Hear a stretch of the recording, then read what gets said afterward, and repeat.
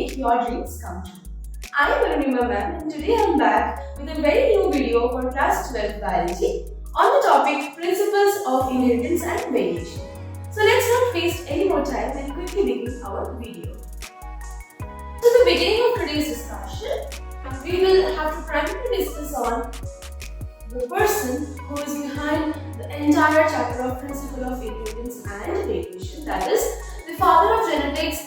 He is none other than Gregor Mendel.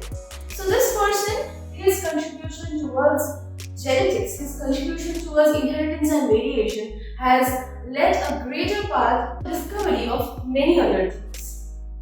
Okay, so firstly, we will have to discuss what did Mendel discover.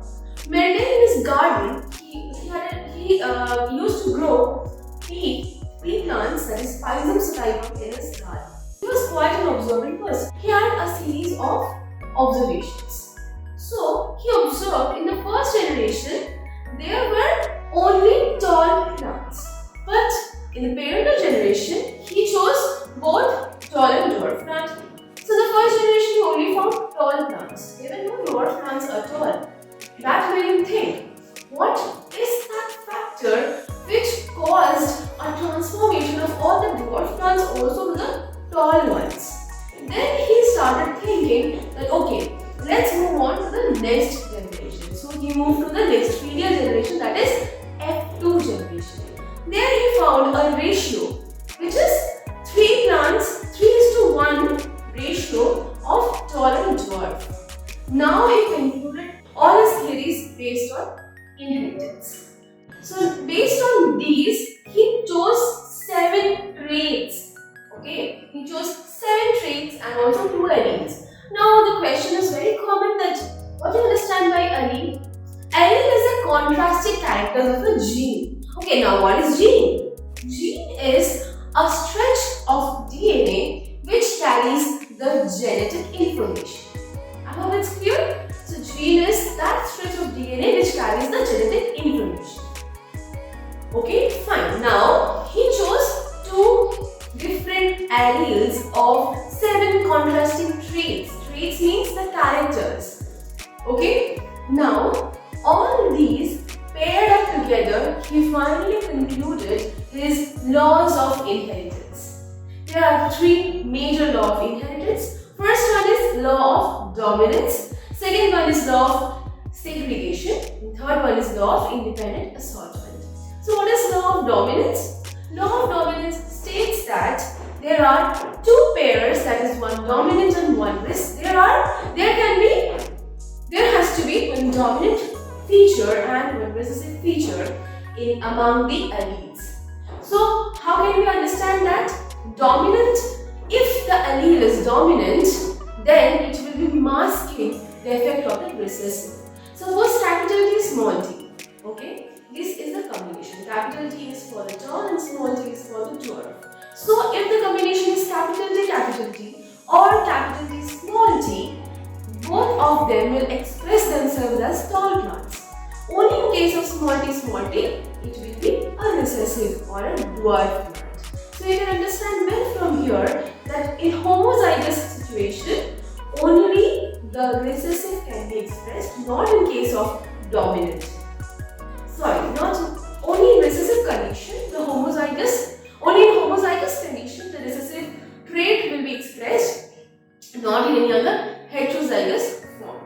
So dominant allele will mask over the recessive one and will not allow the recessive one to express. That is the law of dominance. Now what is law of segregation? So segregation means all the alleles, they will segregate after they are dividing through meiosis. They will segregate apart from one another after they are getting divided through the meiotic phase.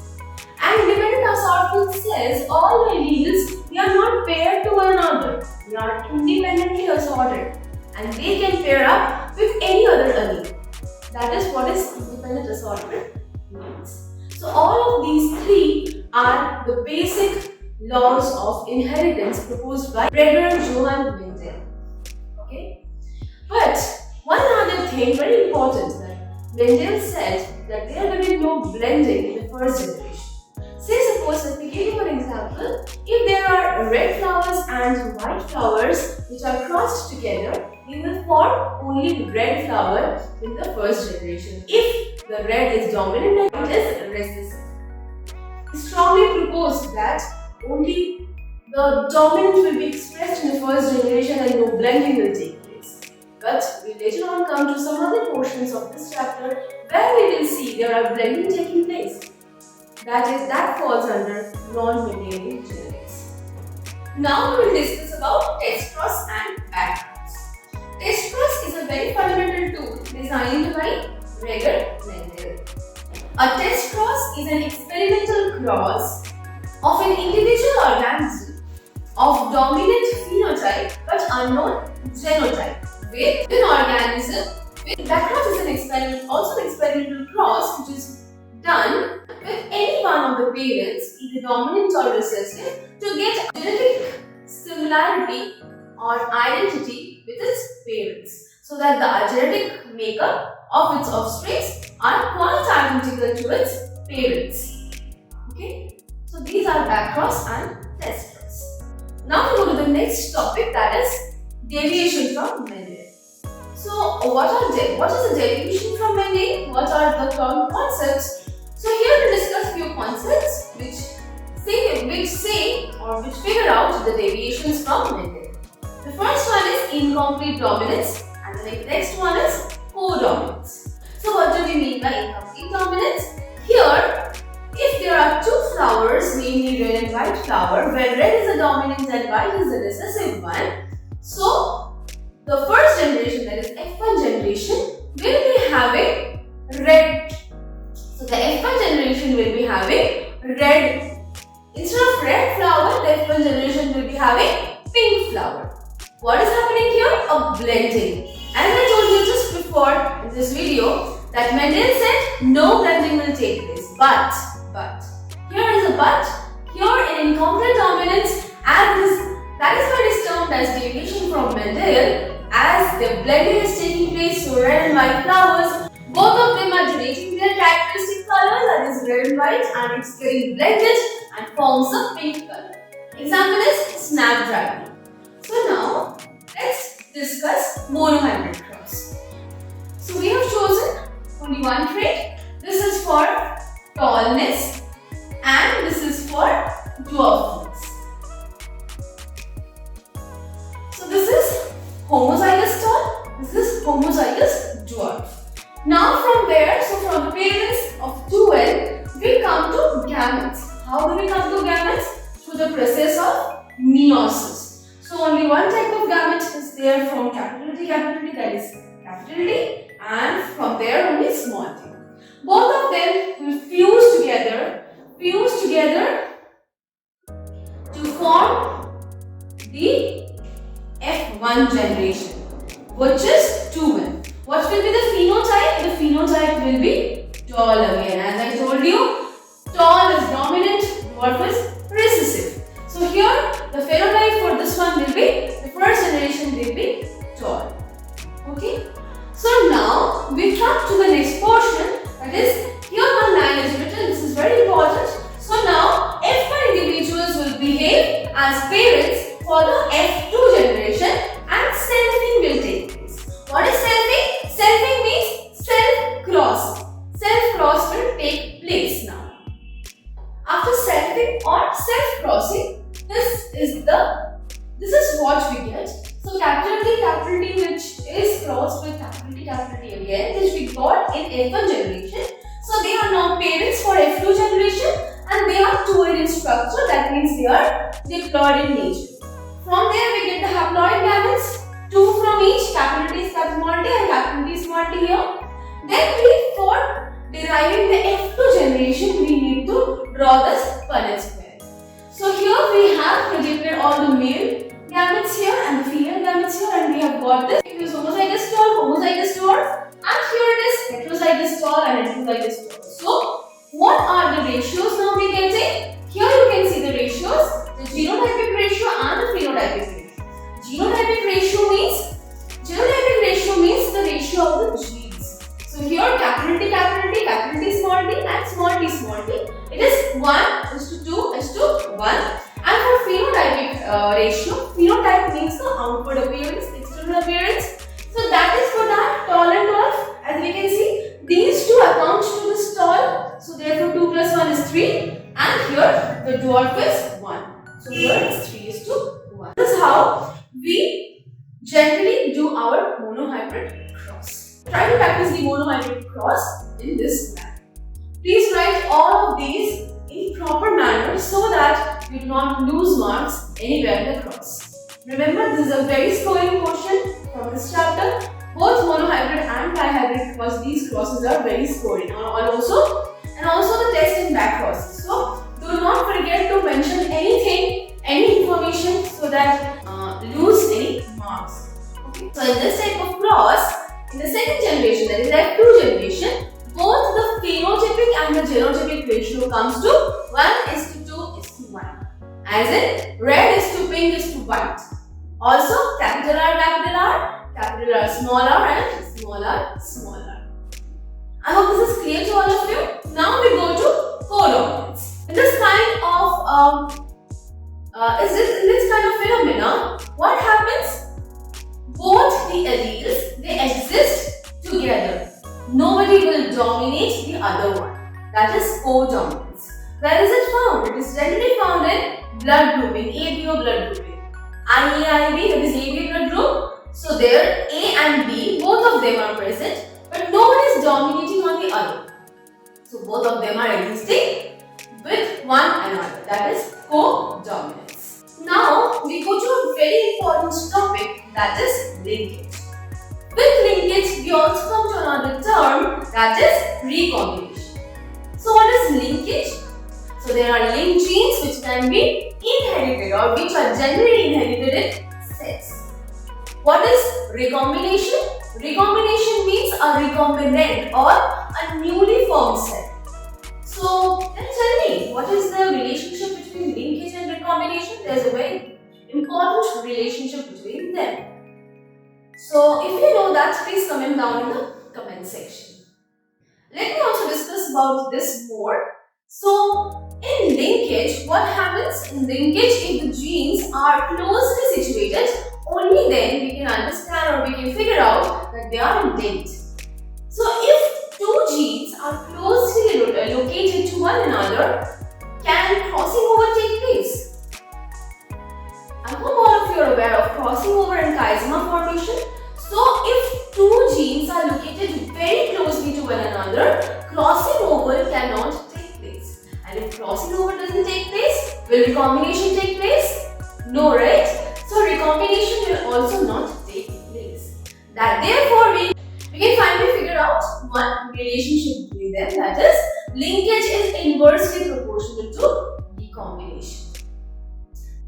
Now we'll discuss about another very important topic, that is multiple alleles. Under that topic, we have two very important things to be discussed here. One is pleiotropism and one is polygenic inheritance. So as you can understand from the term polygenic inheritance, so poly means many and gene. So many genes are controlling only one feature or one trait. Examples of polygenic inheritance can be eye color, skin color, etc. Another one is pleiotropism. So it's just the opposite of polygenic inheritance. So in polygenic inheritance, only many genes are controlling one trait. Here, many traits are being controlled by one gene, that is pleiotropism. Examples include phenylketonuria. That is also very important. Now we have another very important topic to discuss, that is mutation. This is a very common term now after the COVID-19 situation also. Everybody, I think, of you is aware of this term mutation. So what is mutation? Mutation is defined as the sudden permanent change in the genetic makeup of an individual is known as mutation. And this is not reversible. Okay? So now there can be two types of mutation. One is positive, one is negative. We generally have this notion that mutation means it's harmful, but no, it's not. There can be positive mutations also. We all know that there is natural selection, and for natural selection, we will have to be fit enough to be selected by nature. That is survival of the fittest. If we are not fit enough, we will not survive at all. We will be naturally deselected. So to be fit for survival, you will have to adapt continuous changes which are going on in the environment. So how to deal with them? Mutation will help us in dealing or adapting to the environmental changes going on in day-to-day basis. So mutation helps us also in many ways. Don't have this notion that mutation causes harm.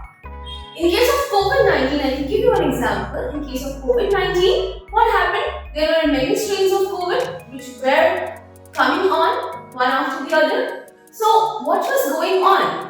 See, all the biological systems, they have this particular theory in them of mutation.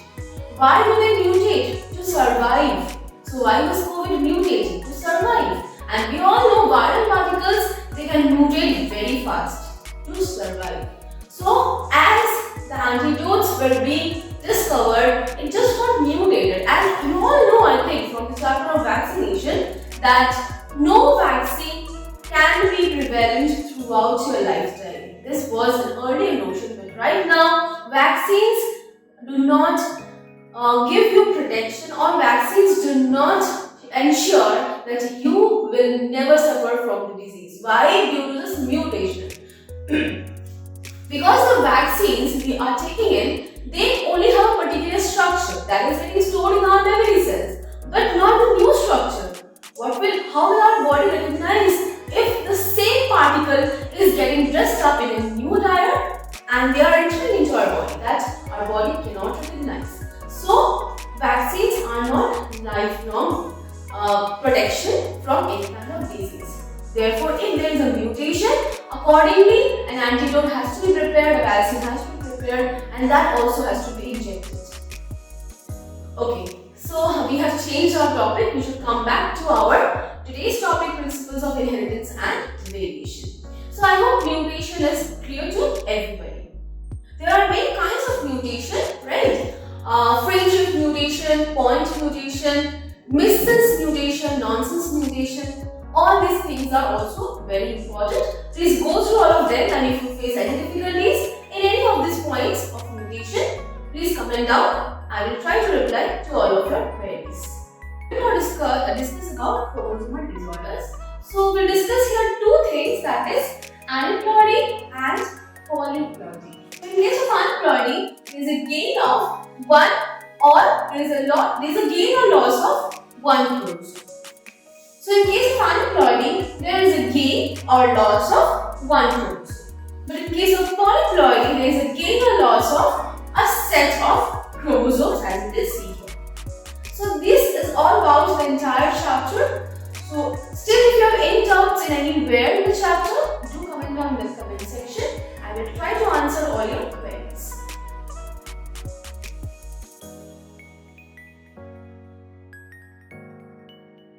Which scientist is credited with establishing the laws of inheritance through its experiments with pea plants?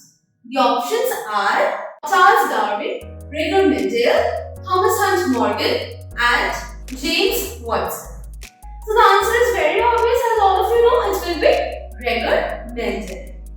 In Mendel's experiment, what is the term for the trait expressed in the offspring where two different alleles are present? And the options, as you can see here, they are recessive trait, dominant trait, hybrid trait, and homozygous trait. So what will be the answer? You all tell me. The answer will be dominant trait. This I have already discussed in the video. Please go check the portion where I have discussed dominant and recessive portion. What is the term for specific location of gene on a chromosome? The options are locus, allele, phenotype, and genotype. So what will be the answer? It will be locus. Which of the following genetic disorder is caused by presence of an extra pair of chromosome at 21st position? The options are hemophilia, Down syndrome, cystic fibrosis, and Huntington's disease. Which one will be the option?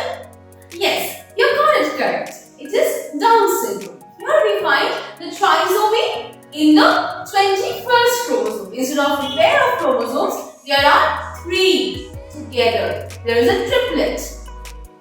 In incomplete dominance, what is the phenotype of heterozygous individual? So you can see all these 4 options here. So what will be the answer? Yes, you got it correct. The answer will be option C. It shows an immediate phenotype. Correct. We go to the next question. What is the term for variation of a trait which is influenced by both environmental and genetic factors? What are the options? A. Genetic variation. B.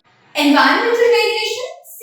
Phenotypic variation. And finally D. That is chromosomal variation. What should be the answer? Or if you just try to tell me the answer. Yes, the answer will be C. It is phenotypic variation. Moving to the 8th question. ABO blood grouping in human is an example of multiple alleles, codominance, incomplete dominance, and sex-linked inheritance. The answer will be multiple alleles. Question 9 asks for which one of the following is responsible for sex determination in humans? Option A is X chromosome, option B is Y chromosome, option C says both X and Y, and option D is autosome. What should be the answer? This is very obvious. It is option C, both X and Y chromosomes. And our 10th question says, what is the term for random distribution of homologous chromosomes during meiosis leading to genetic diversity in offspring? There are 4 options as you can see: segregation, crossing over, independent assortment, and homologous recombination. What should be the answer? The answer is independent assortment. So, we have come to the end of the 10th question. I hope all the questions are clear to you. Still, if you have any doubt anywhere in the question answer segment, do comment that down also in the comment section. And if you like the video, do like, share and subscribe to our YouTube channel. And if you have any queries anywhere, any comments regarding this video, or if you want some other content from us, do comment that down in the comment section. I will try to make my upcoming